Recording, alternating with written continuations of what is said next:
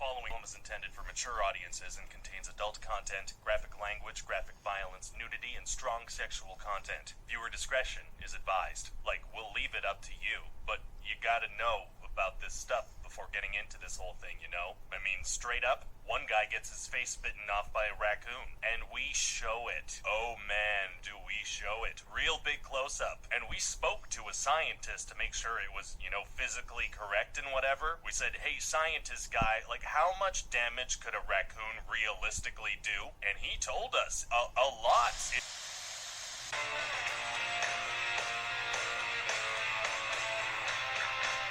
Have no shame for what you believe. Feel the black sky ecstasy. The more you move, the more you forget. You feel the bass break apart your chest.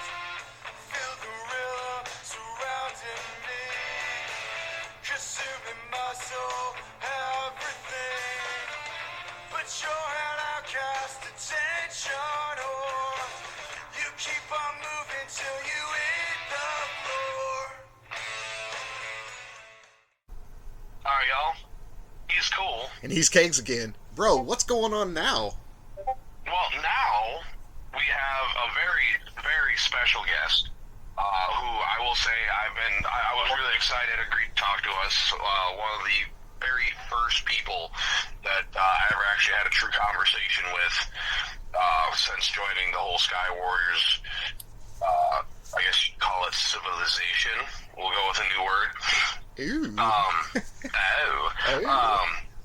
He's a real cool dude. Always been great conversations with him. You want to talk about recruiting? This man, him and Junior are probably neck and neck on that shit. Boy, these names sound familiar. Well, it probably does, but tonight, we have the one, the only, Mr. Big Duke 6. Mr. 6, how are you doing tonight, sir? Oh, pretty good. AKA Bear Dookie, AKA something else. Don't remember. Asshole. But, Asshole. I think it was asshole. I heard that in a rumor mill somewhere. I can't remember where. That's a joke, boys. I'm sorry. That was such a joke. You guys didn't even laugh. Like, fuck y'all. What's up with you, dude? How are y'all tonight? Man, I'm doing good. I'm getting lit. Unfortunately, Kegs is... I'm slapping a dip in. Yeah, unfortunately, yeah. Again, this motherfucker works so hard, just before we get to you, Duke. This motherfucker works so hard, he's pulled off... From South Alabama, born and raised in Alabama. I don't know, electrician, traveled the country at one point in time. Back home, worked for myself. There you go. Fly all the time in Sky Warriors. I did disappear at one time. Everybody thought I guess was dead. But I'm not dead. I'm here. well, who did you fly for? And, you know, who do you fly for now? USN's actually. I flew for USN most of the time. I have flown it with one. And I like one. I love one. They're a great group. But Is that the Crazy Aussies? A vice commander, actually, with USN. Well, is that the Crazy Aussies? Is that one now? What's that? Who's one? Is that the Crazy Aussies? Well, just a group. There are a couple of squadrons now. It's Junior and Percussion and a bunch of them. Well, Kegs, you still fly for one, right? To be clear. Yes, I do. Okay. I am currently. Well, they might have demoted me down to advisor. I currently was a vice commander. I've been hard to get a hold of. You piece of shit doing this podcast. I am. Well, between that and work and family and whatnot, I haven't flown a whole lot. So I did have a conversation with him about that already, though. So I'm already calling you at home. I mean, I know your wife's name. She knows my name. So I apologize, for robbing this man, but he's saving my life, and give him some grace, please. But Duke. Oh, I'm not a big points guy anyway. I was only ever good for 10K. I don't know what anyone's ever said about that, but yeah, no, So how long you been on now, Duke? Playing the game, I mean. Over It's been a year and a half. Holy shit! So you're an OG. I was on there for a long time, and I was in a dead squadron, and I really didn't. I don't even remember the name of the squadron before USN. Yeah. Dude, I gotta say, bro, you gotta be longer than a year and a half, because I'm at about a year and a half, and you were on one before me. I may be. I very well could be. Hard to keep track of it, I guess, is kind of one big. Well, he's a bear hunter, so for those that don't know, Kegs does a bear hunts, you know. But there's something that you mentioned to me about wrestling a bear. Oh yeah, I wrestled a bear one time, a grizzly, in a ring. Explain that to me. How do you get to that point, and then how did it go? Well, I was in a bar one night with some friends back home, and they had this thing and said it was bear wrestling that night, and I signed up. A couple of buddies did. And I get in the ring, and I'm standing there, and like, all you had to do was get the bear off its feet, just trip it, basically. Oh. So, I'm 6'4", 6'5", 300 pounds. I can handle a bear. Only in Alabama, bro. Yeah, that bear stood up at it, and I'm like, oh, hell. And I grab it, and I said, oh, I got him. And I wrestled in high school, so I thought I had a grip on him. All of a sudden, I was flying through the air, hit the top, did a flip, crashed on the table.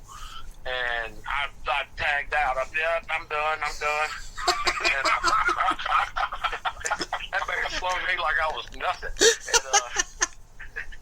it was like a tornado. And I was out. I was like, no, hell, I'm done. I sat down. And a buddy of mine won it. He wore 4 sets of overalls and coveralls. He couldn't move his arms, and he accidentally tripped the bear and won. I'm like, what the hell? Came to the bear, he would have won. I tried to go up, hit up with him, but no, it didn't happen. But the coolest thing was after I was at the table with the bear after all the matches, and we're sitting there with the owner of the bear, the trainer, or whatever, and a couple of people, and I'm sitting there, and I'm right by the bear, and it's on its haunches sitting at the table, and they bring a big keg-looking thing of apple juice. And this bear would hold it with his paws and drink his apple juice, and everybody talking at the table. The bear would be watching all the conversations. Like, I'm sitting there watching this bear, like, tripping me out. Like, what the hell? He's just another listener to Cool-Kegs on Tap.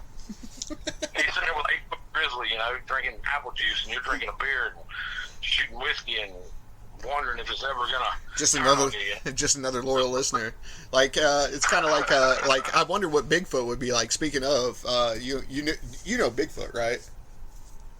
Oh, we call him skunk ape down here. Okay. Do you have a story about that? Yeah, this story is I'm a big hunter. I love to hunt. I make my own ghillie suits, and I'm a big guy. 14, 15-inch foot, whatever. Well, I'm hunting here by the house, and a buddy of mine has some land that kind of joins the land I hunt. Well, I may have got lost and got over the fence and was creeping along in my ghillie suit, all painted up, creeping. I knew he had a game camera at one spot. I didn't know he had some more, but I was in the bushes where you couldn't see me. Well, it got out that skunk ape had been seen over in his area, and to this day he's still hunting the skunk ape. This was like 4 years ago, and I seen the video, and I know it's me. Nobody else knows it's a human. It's me. I know it's me. So this is. They're all still freaking out. Oh over my God! God! They hear it all the time. Oh, we're so small. This is literally a big bomb drop, and nobody will hear about it. I actually go out in the yard at night sometimes and do like a big old whoop, yell and stuff just to keep everybody up. I wonder if that video that I've seen of, I'm pretty sure it's a dude in a ghillie suit is you. Did it go viral? I look like one of those Gibbons monkeys creeping. Well, did it go viral? To be clear, did that video go viral? No, he's too paranoid to post. He thinks that the government's watching him with little drones that are the size of bugs and stuff. And I'm like, dude, you're a peon. Nobody cares. Someone could call you and purchase one of these said ghillie suits. Oh, awesome. Well, they good. It'd take me a minute to make it, but yeah. Well, of course, to make a good one. It depends on geography? So what I'm saying, what I'm getting at here is, I'm going to purchase one, and then I'm going to go fuck with my buddy because I like where this is going. Well, do you have like a website or an Etsy or something, or Is it just getting a hold of you? Wait, me? No, I don't have a website or nothing. I'm just get a hold of you through DMs if people know you. Yeah. Because okay. Yeah. Okay, well, DM Big Duke, and if you're interested in a ghillie suit or a leaf suit, get a hold of him. Yeah. Yeah, I've been making them since I was young. You live in the country where I live. You run into snakes or anything out there? You hunt and fish, and that was it. Make ghillie suits and You ever run into animals. snakes or anything? Because living in the woods.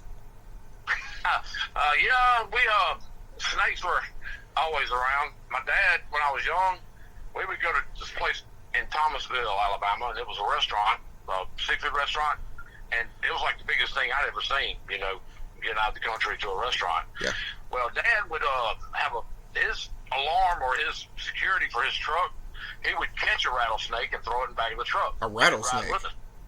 Yeah, it was fun watching people look over the back of the truck when they walk by and the rattlesnake rattling. It had ridden 30, 45 minutes in the back of the truck. It's pissed off. Like a true diamondback? Oh, yeah. Okay. Timber battler, diamondback, either one. And I've always been around snakes. Well, I would catch them myself.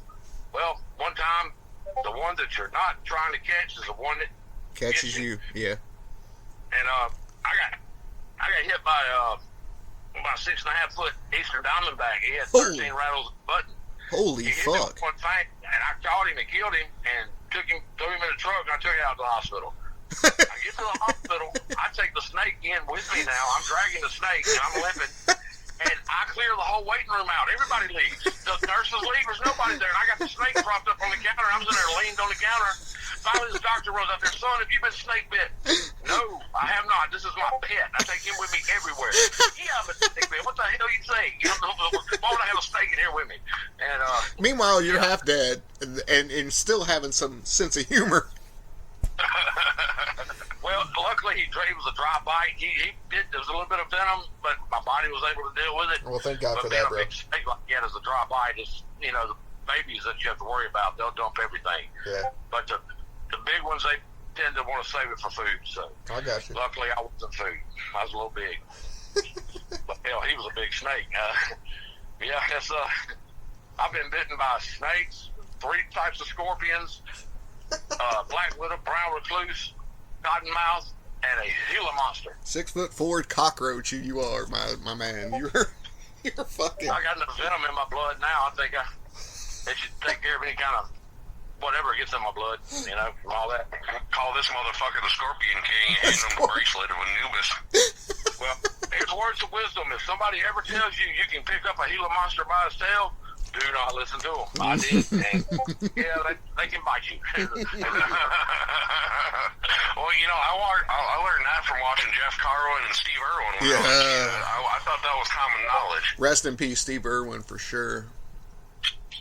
Yeah, that's messed up how he went out. Yeah. Back where I was from, we only had 2 channels. It was a public channel and like WSFA something or another, and it didn't have anything on it. So yeah, I didn't watch much TV when I was young. Until I kind of got thrown to the wolves. When I was, I think 5th grade, my mom, moved me from rural Alabama, was my neighbor 4 miles away working on a farm, to Atlanta, Georgia the next morning. Here I am on concrete and one little bitty creek running through the apartment complex. And, yeah, that was kind of a culture shock. Yeah. I'm like, what? This exists? What the fuck is this? Yeah, first 20 minutes I'm in a fight out there, beat this dude down. They picking on me. And I had thick glasses, so it made it even worse. And I had got to that boy named TheStacys with the thick glasses. And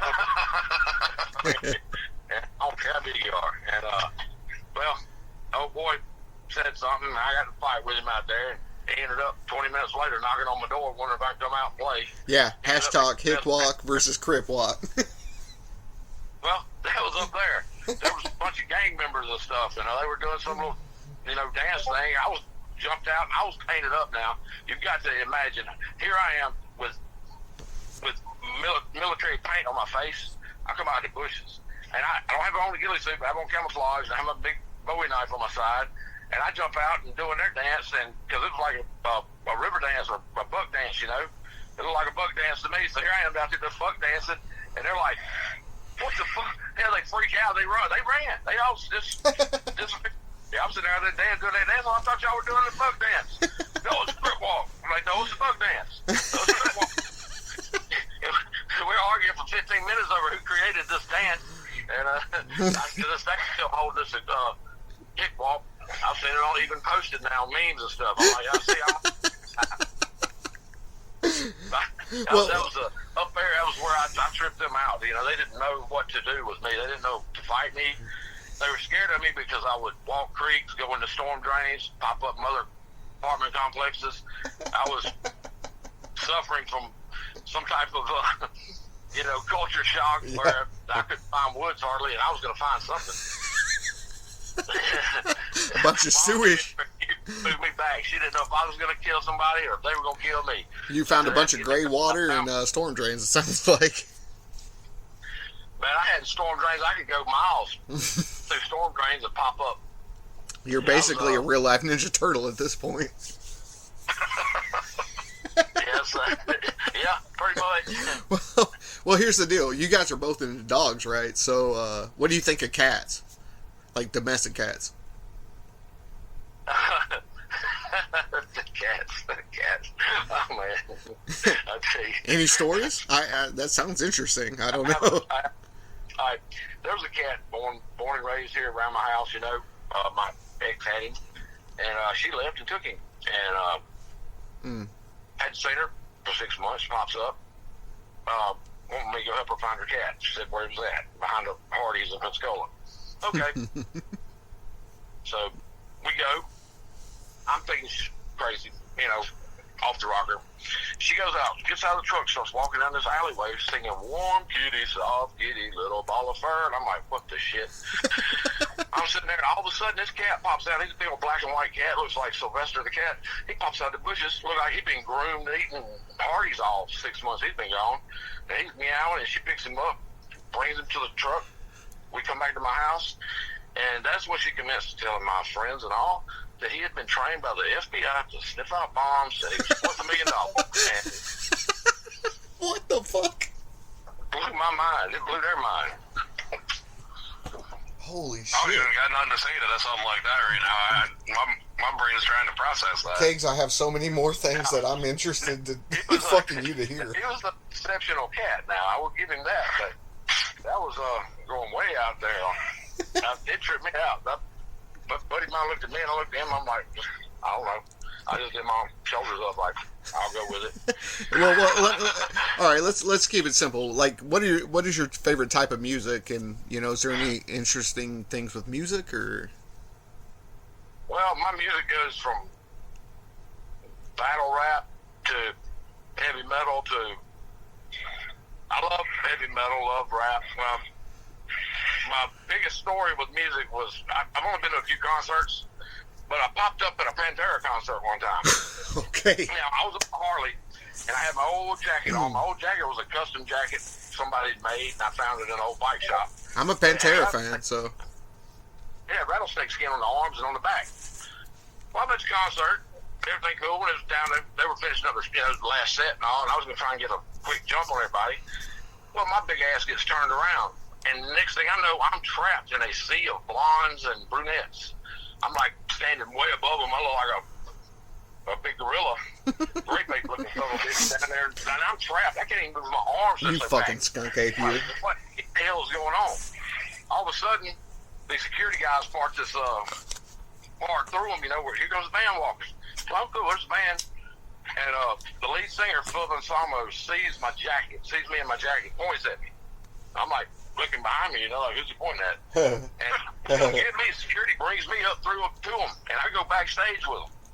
Oh. And all night long, I partied with Pantera one night. Dimebag Darrell. Are you fucking kidding me? Black two friends.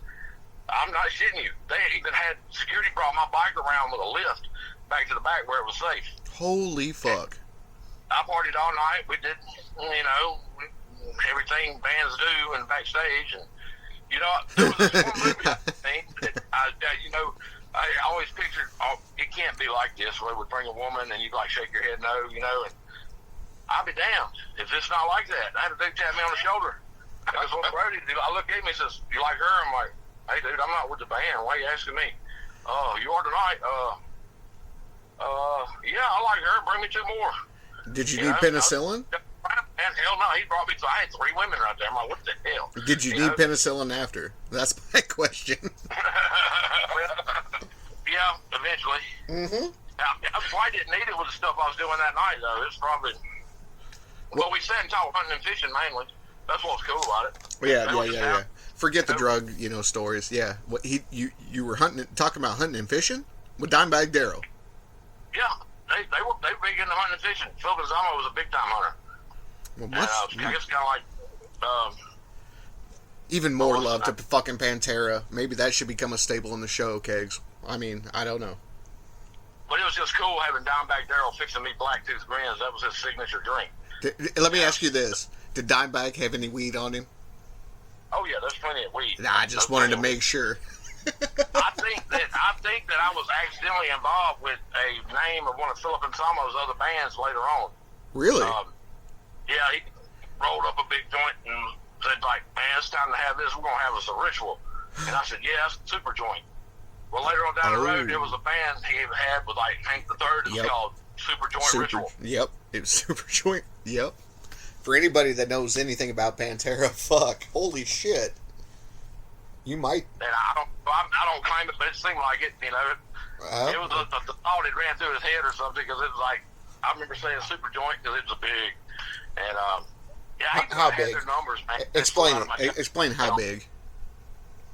Oh, it was man, bigger around as a 50-cent piece. Really? And like, I don't know, it's long. That's not a fucking hog leg, dude. That's like my dick. That's a lot. It was like something cheese would roll or something. I don't remember much after it. That was later on in the night. I heard Kegs laughing.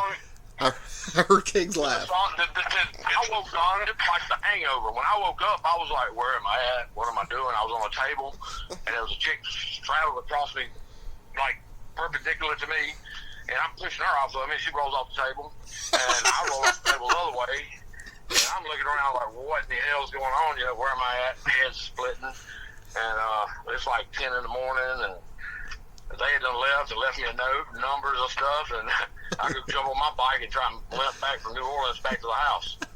Yeah, that was a long ride. Holy shit, Kegs. Did the song "I'll Never Smoke Weed with Willie Again" There pop you in your go. head shortly thereafter? There you go. It's similar. It was something similar. Yeah, I actually don't smoke weed no more. Yeah, that's pretty much one of the reasons why. And it shut me down. Boy. When I was on that bike, I think I was leaning right the whole time on that Harley. Boy. I had 8 fingers, and I kept having to move to the left and move to the left. And all the way from New Orleans back to the house was about a 3-hour ride. So, boy, drugs are bad, man. right? Drugs are bad, okay? let me say this. We talked prior to this, just like everybody else, but what the fuck did you mean about flying mullet? Flying bullet? Okay. All right, we have a thing down here in Florida, at the Florida-Alabama line on the beach. It's called the mullet toss. What? And it is actually tossing a dead fish from one across the state line. Oh, okay. So it's the mullet, the fish, not the haircut. Yeah. Okay. Yeah. I'm so fucked up. This one time I was down there, and the mullet toss had beads on. It was, not far after my draw. But I had beads on. Yeah, go ahead. Beads that had these crawfish hanging off of them. And this gorgeous blonde just grabbed me by the beads as I was walking by, wanting them. And I'm like, you can't have them? And finally, she talked me out of them.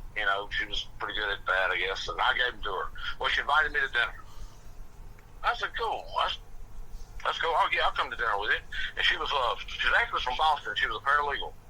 Well, I show up at Bubba's down there at dinner with her, and I'm sitting there with her dad, and her whole family's there, and like her dad's friend and his wife, they were all in Jets gear, just complete from head to toe, like shoes and all, with New York Jets. They were from New York, and they were big Jets fans. Well, somehow me and the dad got into this conversation about the rebel flag. Oh shit! And it was it wasn't really, wasn't mean heated, but it was a heated conversation. I was saying it was just a heritage thing to most people. It's not a hate thing. And he was, contradicting me, and we were back and forth, and I'm like, she was over here like melting her seat, trying to disappear, and all of a sudden the friend chimed in, Dad's friend and all. He said, are you an Alabama fan? I said, yes, sir, Roll Tide.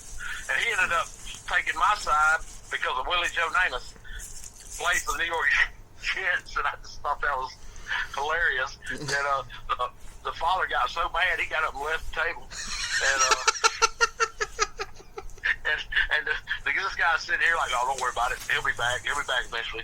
And a girl, she said, come with me. And we ended up going off on our own and ended up on the beach. And, this leads to that. And we end up having sex on the beach, and it's not to drink. Did you require penicillin after that? I roll over and look at the headlights of the tractor about to run us over. Oh, shit. Slams on brakes. He's raking the beach. And I jump up, naked as a jaybird. Ooh. And I'm throwing a blanket over her, and I run at him, and he's like, I ain't gonna do that. I'm good. And I try to find my clothes, couldn't find my clothes. Could not find my clothes. I ended up running back up to the hangout area in nothing but my birthday suit. Can't get in my truck. Can't find my keys. Keys in my pants. Finally, she pops up with my pants and keys, and I'm out there. There's people like gathered up on the balconies, all these conductors watching me down there. I'm like, oh, the cops gonna be here any minute. And I get in my truck and get out of there. And she actually wanted me to move to Boston. And I said, nah, I probably wouldn't make it in Boston too long. I said, but she was a nice girl, but that was a heck of a story. So she was an actual paralegal in Boston, so you're talking about East Coast, like, yeah. Wow. Yeah, East Coast, yeah. That, I probably would have started another Tea Party riot or something if I was up there in Boston. Tea Party riot? Holy shit. I don't do well cooped up in cities. I like the country. I'm a country boy, I guess. Me and my dog. Well, now, with that being said, give us, I'm sure you've been out coon hunting, something like that, we've already established the dogs. Hey, hold up. I do have a question. I was going to ask. All right. Okay. So, you're not comfortable with your voice. Why is that? I would like to know. Honestly, dude, like, okay, this is something I didn't expect, and I thank you so much for it. It depends on how deep you want to go. Psychologically, it's probably an issue, and again, it comes back to something as simple as, I guess, I think I'm capable of much more. In fact, I know I'm capable of much more, not only in my real life, even here. This is why I do so much, or try to do so much, I guess. The same thing that Case has been telling me over and over. But, we spoke about this, so it would be lovely for me to do the production. I spoke about this with both of you guys privately, and I don't know. I have nothing to hide, and the deal is I enjoyed the production part. I enjoyed trying to help. Not only it's not Sky Warriors. I don't care about wildlife. I don't even care about the game anymore. I don't fly, but the fact that the community is awesome, and the people that we fly with, even the people that we fucking hate, right? Or we think we hate. I just think there's more common understanding than there is common hate. And I hope that is the case. It's all a balance, I guess, in the world. And psychologically, alright, so back to your original question. Why do I hate hearing my own voice? I'm listening to my own voice over and over and over again, editing these podcasts. And especially like yours. Yours is going to be polished, right? So I'll probably listen to your podcast and my voice at least 10 times. It takes me 5 hours to edit a completely polished podcast, at least as far as I consider it polished. and this is doing it by basic terms. I don't know. I don't know, man. I mean, that's such a deep question. It's hard for me to answer because I could take you through psychology or, basic understanding. Basically, I have I have a self-worth issue. I really do, because I'm not a millionaire, but I think I could easily be a cult leader, if that makes any sense. And I'm aware of it. So because I'm aware of I could be a good person versus a bad person, it's a troubled issue. Like, to be clear, and I'll tell everybody on the podcast right now, I was accepted to Stanford. It wasn't a full ride or anything. It was just literally you were accepted. But my parents could not afford $200,000 a year, and that was in 2000. And I think that's probably where the trouble started. It's probably actually much earlier than that. If we want to go back to childhood, early development with synapses and shit like that. But to be honest, there's a lot of times that I've given up versus trying to persevere, and that's the person I am, but only partially, because I'm aware of it and I'm trying to combat the issue.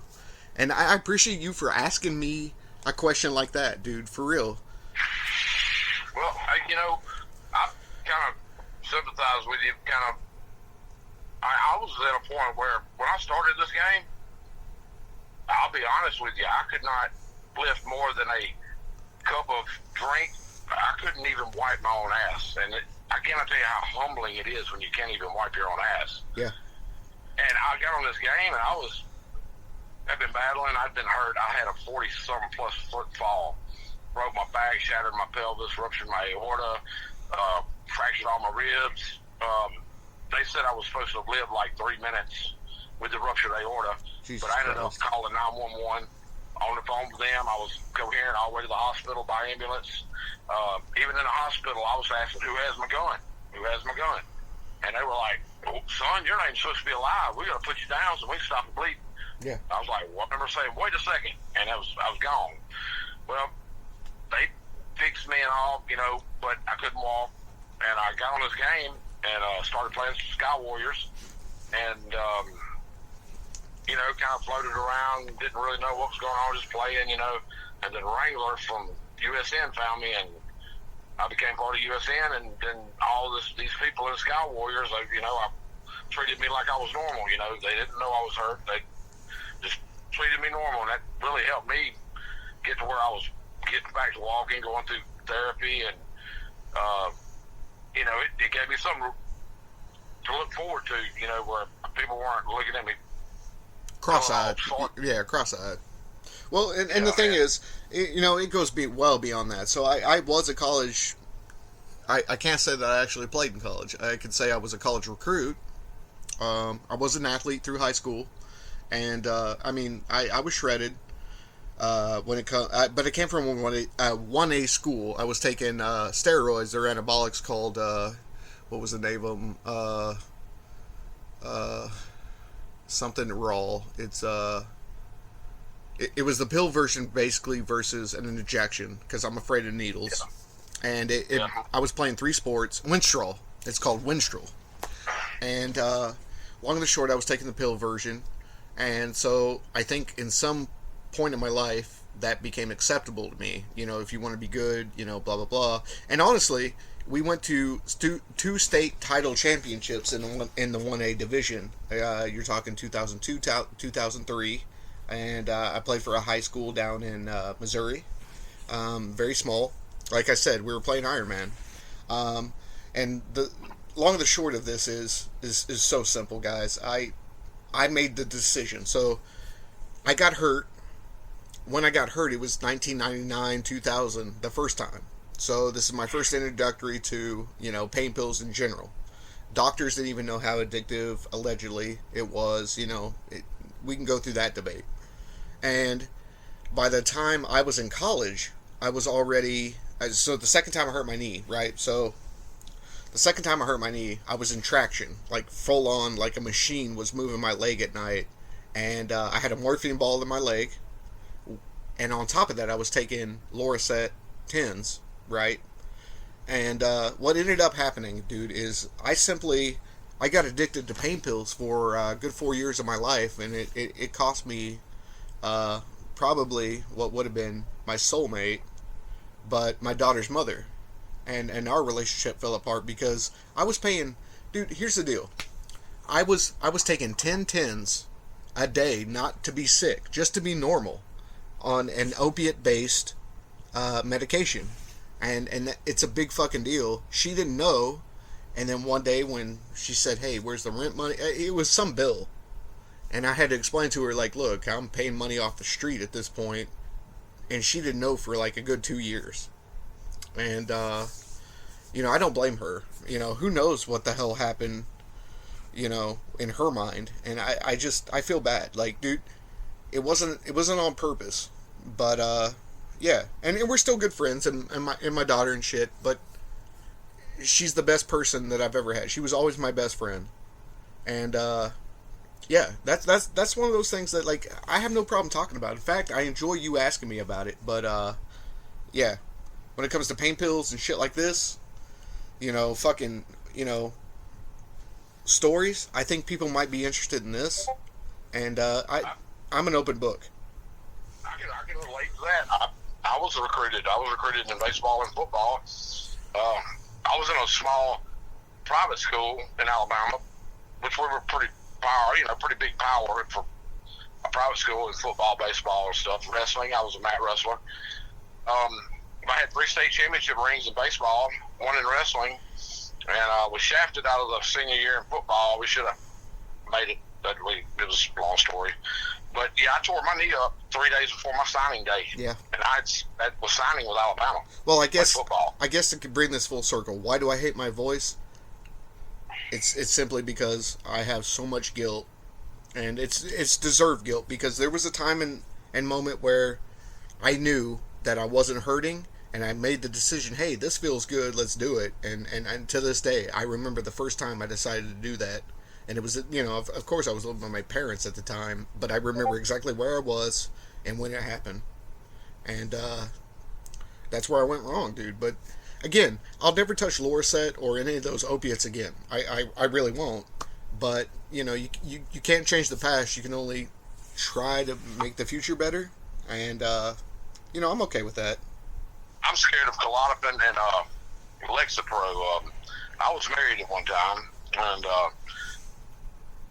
good woman, loved her to death. She had two boys. I treated them like mine. They thought I was some type of demigod or something. I raced quad motocross after I had my knee repaired and all. I started racing, and I raced all over the country in nationals. And me and my buddies, there were like 8 of us that raced together. We were a tight knit group.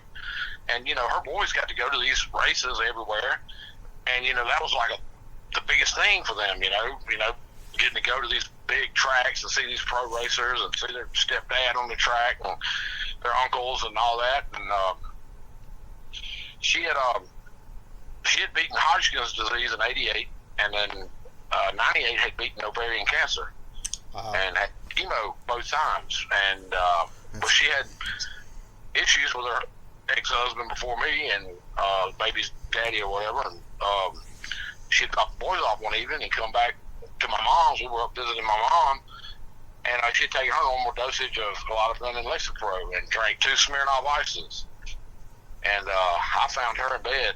She had just passed, and I'm trained, and I know a lot. I could be a paramedic, basically. My mom was advanced paramedic, grandmother advanced paramedic.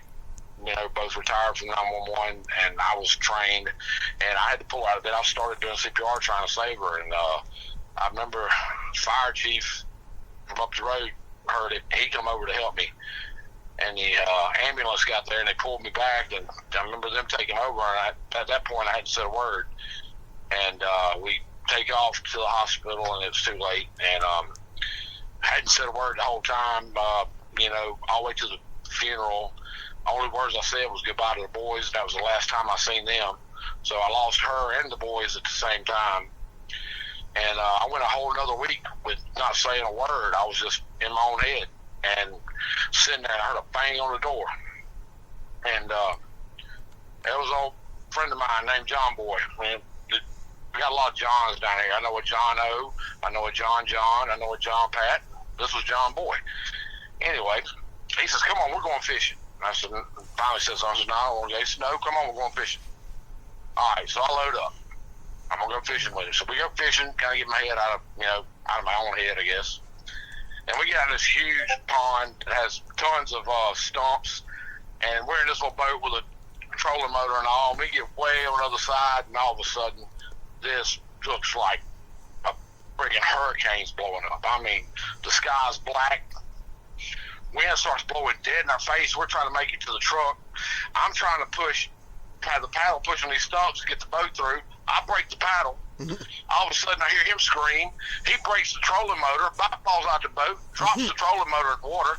He grabs it and is holding it and gets it turned off. But next thing I know, I'm having to hold the trolling motor like I'm a damn mount on the boat, and he's trying to steer the trolling motor to get us back to the bank, and the wind's blowing dead in our face, and then all of a sudden the storm passes around us on both sides. It goes right around us and stops blowing. Sounds like a normal day for kegs, actually. We're in the middle of this damn pond wondering what in the hell just happened, and that kind of snapped me out of it. And I ended up going back to work. I wasn't with anybody for like 4 years, and it got to being I kept noticing my men on job sites. I was running like big jobs. I was in Augusta at this time, at Beach Island, South Carolina, whatever, at a Kimberly Clark, doing a paper machine, and I was supervisor, night shift, and my men started calling me a selective asshole, and I'm like, what do y'all mean by that? They said, you don't realize that the safety man at night is scared of you. He stays in the job trailer locked up. He locks the job trailer because he thinks you're going to come in there and throw a hard hat at him. Well, I got to realize I was kind of snapping at engineers and safety men. I would throw a hard hat at them in a heartbeat. They'd go run in the trailer and lock the trailer down, I'd run them out the building. And I wasn't that way to my men. It was just anybody who tried to mess with me and my men, I guess. And, oh, man. Well, my lead man takes me uptown one night to this one of the nicer hotels in Augusta. And he said, we're going to a party. I said, all right. I'll go with you, sure. And goes up to the top floor and goes in this like penthouse suite. Well, he takes the key like he has a key and unlocks it, and I go in, and door closes behind me, and I'm standing there, and all of a sudden he's gone. I'm in there by myself. I'm like, oh, what's going on? So I go sit my back to the wall, and I'm just watching the door, like waiting on somebody had my knife. I had my hand on my knife, and had the gun. I just had my hand on my knife in my pocket, just sitting there waiting. Next thing I know, there's this chick comes in with apples and oranges, like this crate of them. And she's hot. I mean, she's like smoking, like super hot. Almost like percussion hot.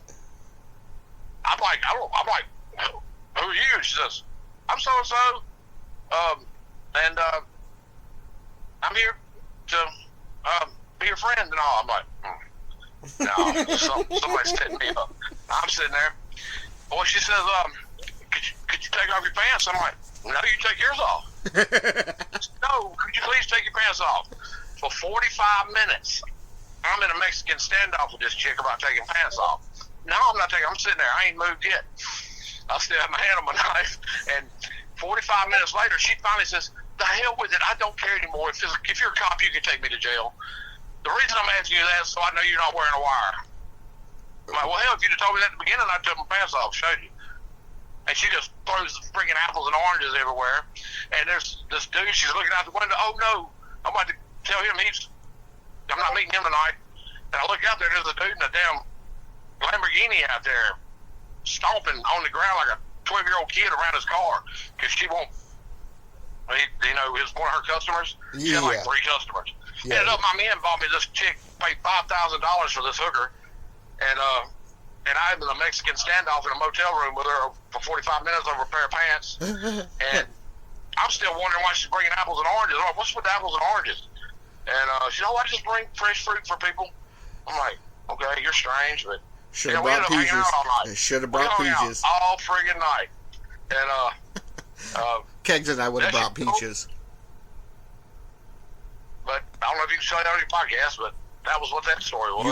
You can say absolutely anything you want on this podcast. Kegs? Well, afterwards, my man said I was way chiller, so I was walking around like I'd taken a Valium and stuff. So I guess so. It's been 4 years, guys. So I guess I appreciate it. I can't believe they paid $5,000 though, but they did. Well, yeah, much apple juice for me. Yeah, but you did you have a question for Kegs as well? Yeah, I did have a question. It actually pertains to Sky Warriors. Oh. Okay. Whatever happened to AA? So what happened with AA, which I was trying to get sorted out, and I never did get any response on. I made a second account because when we merged up with BOP, we were just going to go back and forth between the two squads and run one up to, I think we brought AA up to like the top 40 without really meaning to. We were just playing and having a good time. And we just went, you know what, we're on a high note, let's switch over, and we'll run BOP up. And then once we get, somewhere near the same area, we'll just flop back over. So I left my second account in AA as a placeholder. Well, somehow or another, I ended up getting completely fucked out of that account, and I can't get back into it. And I had to have been like 50 plus messages to anybody I could think of. I opened up a ticket thing on the Sky Warriors Discord. Like, hey, I'm locked out of my second account. This is the name of it. I reported it a bunch of times. Like, hey, this is a dead account. I can't get into it anymore. I'd like to do something, get my squad back, whatever. And nothing. I never heard a chirp. So we ended up saying, fuck it, and it's dead now. No one can get in. Damn. So Kegerator's still the commander, I guess, sitting there. Yep. And I can't get back into that one. That sucks. Well, that's pretty. I was wondering what happened because I couldn't find it, didn't see it when I come back from my hiatus when I was gone for a couple months. When you died? You said. Yeah. Yeah. And that was more or less, I was working on hunting camps and there was no signal, so it wasn't really rough in it. These were nice hunting camps. And actually, funny thing about it was one of the hunting camps I was working on, I got to realize in this particular hunting area, this was one of the first gang fences that went up where I'm from. And a buddy of mine and I, we did not like these gang fences. We thought they were disturbing the natural trails of deer and stuff, And we really just did not like them. So what we did was we went and bought a bunch of master locks. Okay. And up there, you only had a signal if you had Southern Link. No other phone had a signal. And there was a bunch of game wardens, doctors, lawyers that hunted in this place. Well, we went down through there around 3 o'clock one evening. They'd all went into big cane fences and closed the gates behind them. They would leave the locks unlocked. Well, we went down through there and took all their locks and locked them in with our new locks. And he sat through there at dark, watching all these guys are standing up on their vehicles trying to get a signal with their phones, and they're like buzzing because they're in analog because they're freaking out. They can't get no signal. And I heard tell that it took. But I heard the story. It took them like all night to get everybody out of there, and they still don't know what happened. I'm in there working on the hunt camp. I'm like, I'm not telling. I looked up much more. Even added an elevator, and yeah, got on out of there. But yeah, that was our bucking the system with the big game fences because they're everywhere now. Well, we're around an hour, Kegs. Do you want the last 10 minutes to talk to him? Well, I mean, it's always been a duo thing, you know what I'm saying? Well, no, since technical difficulties, that's all. Because shit happens. Shit happens.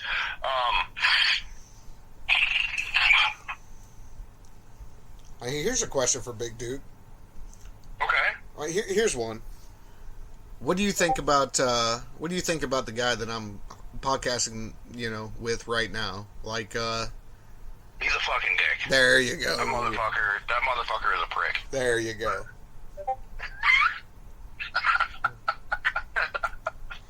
And why? Oh, he didn't answer that. I did. Yeah, but why? Why is he a dick? I said that about myself, but Okay, why are you a dick versus him? Okay, why is he a dick? Period. Who's the dick? Explain me the dick. Who's the vagina? It's fine. Like, two dicks, I don't care. Like, I'm down for docking.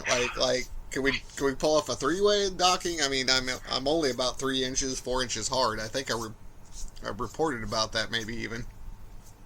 Well, let's get one thing clear. I'm pretty sure we're white, so that's normal. I'm not white. I'm clear. Translucent. Well, Larry Bird clear. I'm proportionate. I'm an anti-Ken doll.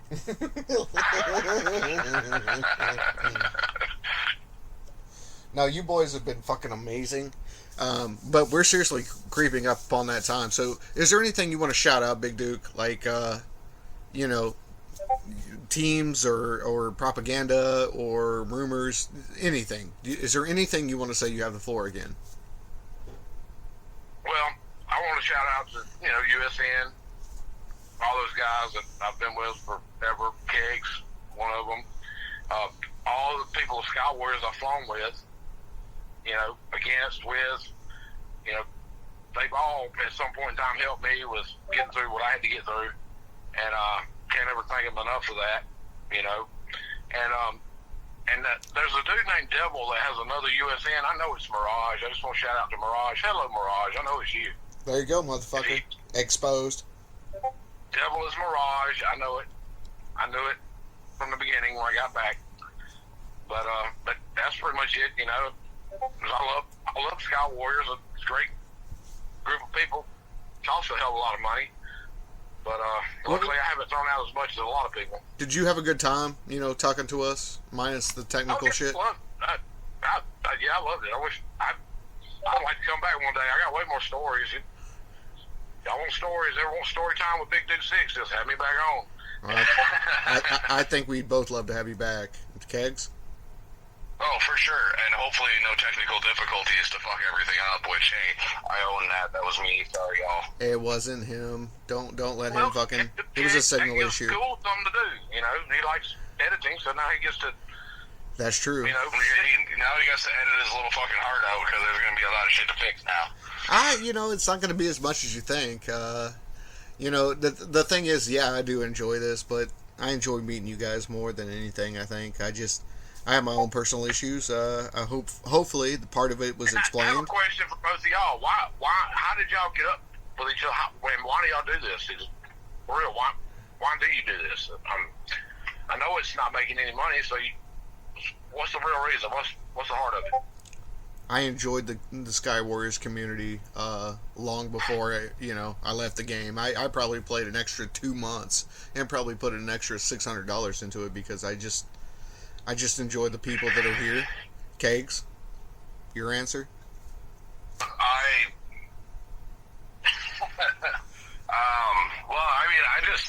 It's a good time, and that was the thing of it. You get on here and you get the crack jokes and fuck around with people, and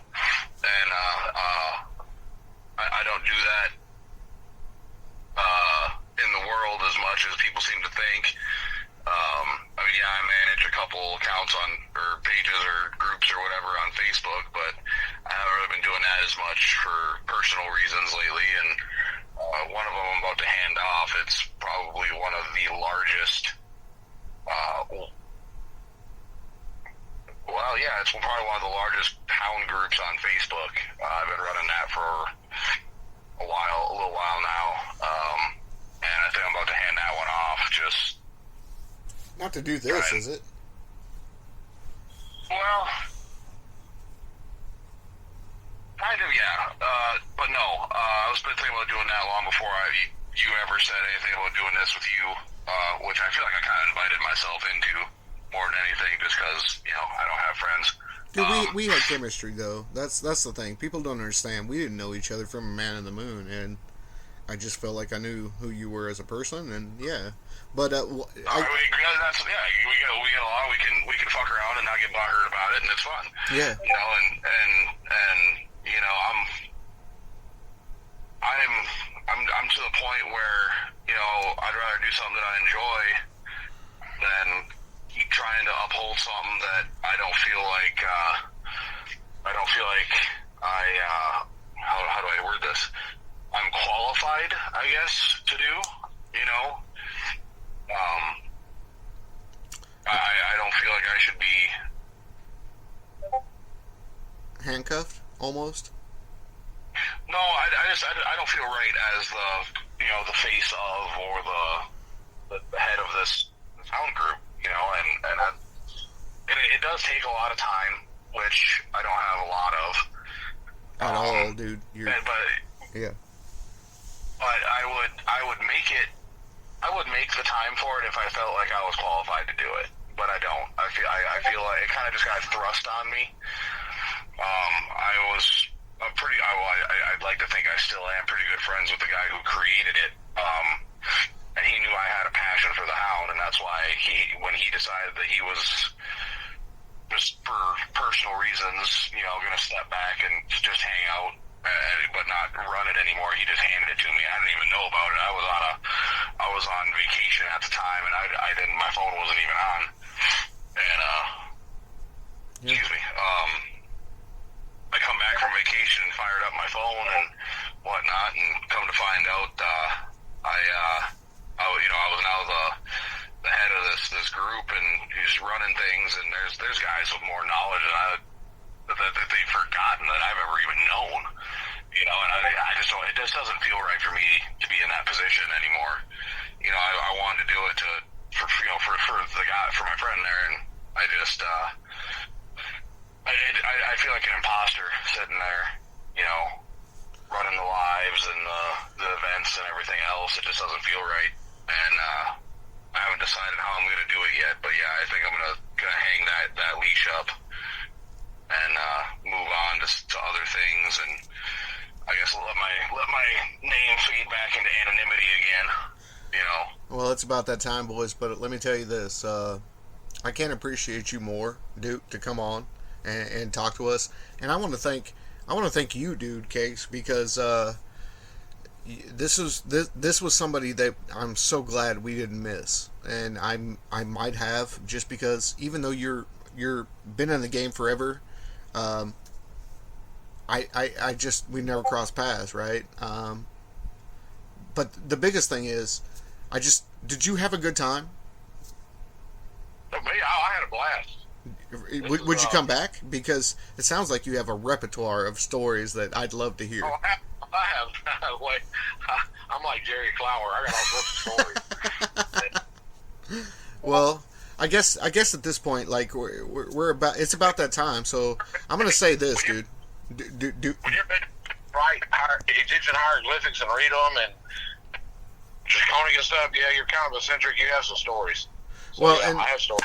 Again, like you've been amazing, and we want to have you back. But let me say this, right? Kegs, unless you have anything else to say. No, I think we already covered everything pretty well. All right, man, it's a good first one. So with that, I'm cool. And I'm Kegs, and we're the fuck out. Heading out south wherever we are now. I must have slipped and got turned around. But just up ahead in this sign that says